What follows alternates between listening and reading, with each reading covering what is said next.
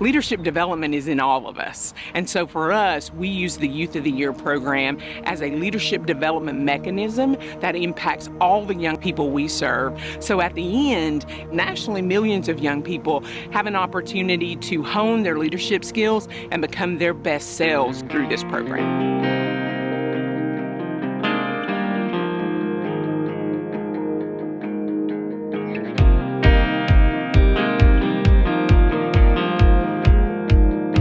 Super excited to welcome you all to the 2022 Youth of the Year program.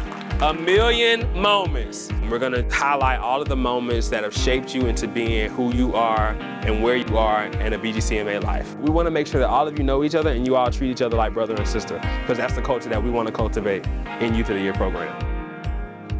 Just want to take a minute to talk about how incredibly special it is for you to be in this room. We look for the leaders. Rigorous process to get you prepared, and then Boys and Girls Clubs of Metro Atlanta will name one. The Southeast Region rep goes to Washington, D.C. They select one, and that young person will represent clubs across the country and around the world. But it all starts here. We strategically match your mentors. Oh, this person will go really good with this mentor. Because what your mentor is supposed to do is, one, act as a mentor to you. Two, guide you in the preparation of completing your application. And then three, helping you make a compelling speech to hundreds of people at the Youth of the Year Gala. All right, sounds good? We want to just say welcome to all of you, and we look forward to the journey. Record scratch. Today, we are going to go with the A, B, and the C of creating and telling your story. The group this year is really amazing. You know, they're all teenagers, so they like to play around and stuff. But at the end of the day, they all are here for the Youth of the Year and to be the best they can and kind of get the most out of this experience. Me and my mentor, we meet every day. Every day I make sure I go to my club to make sure I get as much help as I can. I've been meeting with my mentor once a week. I couldn't imagine doing it without her. First time I met him, he was quick to volunteer. I mean, he started off as a really strong candidate. My mentors have been sticking with me the whole time because I have some anxiety about certain things. Your story can come together. Your story can be told. Question number one, who are you? A step-by-step process. How do you write a speech? How do you come up with the nuts and bolts of that speech? There have been over 12 reiterations of my speech. I just gotta write out my whole life. That's what I did.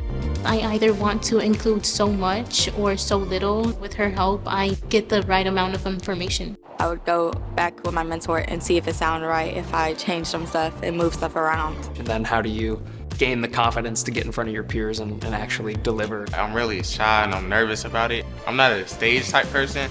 You step into that space, you never have to worry about getting ready for the moment. You are already in it and living it. I've just seen him get more and more comfortable. He really enjoys acting and he has a passion for the theater, so he's gonna get himself out there and being the best he can for the Youth of the Year. I have seen a lot of growth. This process has been giving me a lot of confidence. It's been so rewarding to see the growth and learning. We went through a whole 8 sessions to get you guys ready for this. We talked about interviewing skills, how to get dressed. You guys went shopping. Your appearance tells people a lot about how you feel about yourself. Today is my first time ever shopping for a suit for myself. It's not that we worry so much about what other people think about us. It is a sign of self-respect, and it shows that you take pride in the visual aspect of what your story looks like. When someone looks at you, they want to be able to see you authentically, and they want to be able to see you taking pride in who you are. Today, we're doing the rehearsals for preliminaries. How are we going to stand and deliver? How are we going to move? Practicing their speeches, still maybe looking at note cards, but in a week's time, they'll have it all memorized for preliminaries, and they'll have to be given the speeches in front of a gym full of people, so it'll be really fun, really cool to see.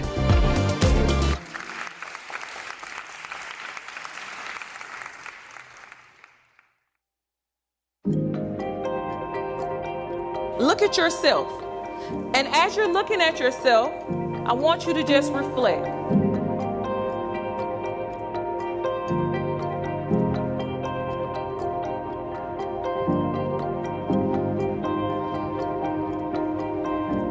question number 1. Who are you? Yeah, that's right. The chain is important. The chain is very important. Yeah. We are here because it's the preliminaries and we're about to give our speeches. Well, I'm really nervous, but the excitement is clouding the nervousness.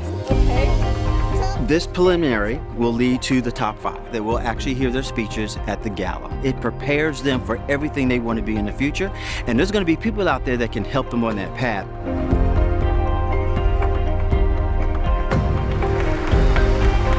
We're gonna pretty much make you guys a family. My favorite moment in this process is really get to know and connecting with the other youth of the years. One of the members that goes with me at the club, this has been helping me come closer to her. We're actually really good friends now. It's like really fun just seeing all of us like come together. Congratulating each other. Now we all stay as one. Now we don't forget this day, that we always remember it. They talk about their hopes and dreams, experiences in the club. They've come and made huge strides. Regardless of how many no's you get in life, there should never, and I mean never, be a reason on why someone tells you you cannot be exceptional. You have to overcome adversity to be who you want to be. I honestly did not think I'd be standing on this stage right now. I was a shy kid and I did not like to talk to people at all. See, I was always living in the shadows. All black, hood on, don't talk to me. I felt I was different, not unique, like I didn't belong. There are a million moments I felt misunderstood. For example, my sense of humor. There have been times where people haven't taken me seriously because of how much I laugh. Because of society's expectations, I struggled with my own mental health.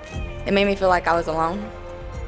This boy came up to me. He said, "Hi, what is he doing?" I'm confused. What? I just didn't know. One friend turned into 2, 2 turned to 4, and so on.